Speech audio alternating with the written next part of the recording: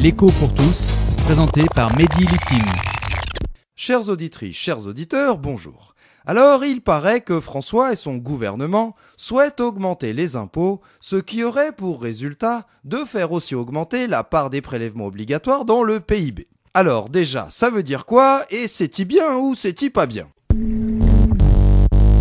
Alors, augmenter les impôts, pas besoin d'expliquer. Mais augmenter la part des prélèvements obligatoires dans le PIB, c'est augmenter la part de ce que l'État va obligatoirement, sans vous demander votre avis, prélever sur l'ensemble de la richesse créée en France. Alors, à la base, c'est pas nécessairement quelque chose de mal qu'une plus grande partie des richesses créées en France reviennent à l'État. En effet, on peut penser que l'État, organe représentant l'intérêt général, est souvent un producteur de richesses plus efficace que les entreprises, que ce qu'on appelle le marché, parce que l'État est sans doute plus efficace dans la construction de crèches, d'écoles publiques, de TGV ou en matière de développement des énergies renouvelables que des entreprises, que le marché, qui peuvent avoir tendance à ne pas produire ses biens ou ses services publics parce qu'il n'y a pas moyen de faire de la maille, du bénéf, ou bien qui peuvent avoir tendance à les produire, mais uniquement pour celles et ceux qui ont suffisamment d'argent pour se les payer.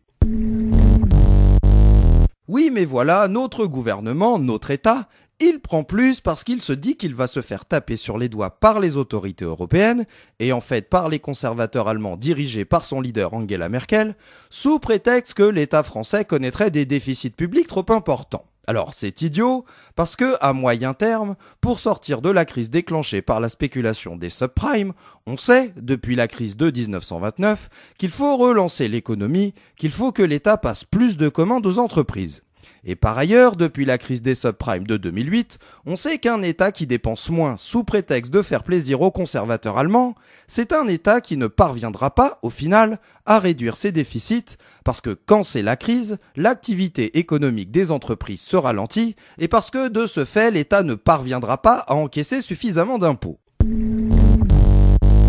Et c'est un peu étrange quand même, comme le temps passe vite, parce qu'il était une époque pas si lointaine où la balance ne dépassait pas le quintal quand je me mettais dessus, une époque où le chef d'État s'appelait aussi François, Mitterrand, senior, mais contrairement à notre François d'aujourd'hui, junior, avait tendance à négocier les règles en Europe plutôt qu'à les suivre aveuglément. Et une époque où ce François, semble-t-il, d'accord avec son pote Helmut Kohl, tous deux apeurés par leurs souvenirs des nationalismes allemands et français, ont pris la décision, ô combien contestable, de ne pas lutter contre la crise économique de 1993, contre l'explosion du chômage à cette époque, pour mieux favoriser la réunification allemande, la chute du communisme et la construction européenne.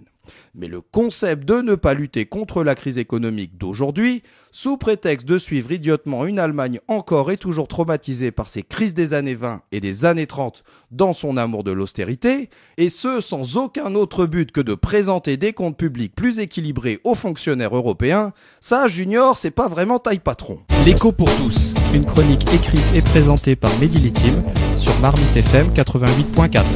Vous pouvez nous contacter pour réagir à cette chronique sur marmitefm.canalblog.com.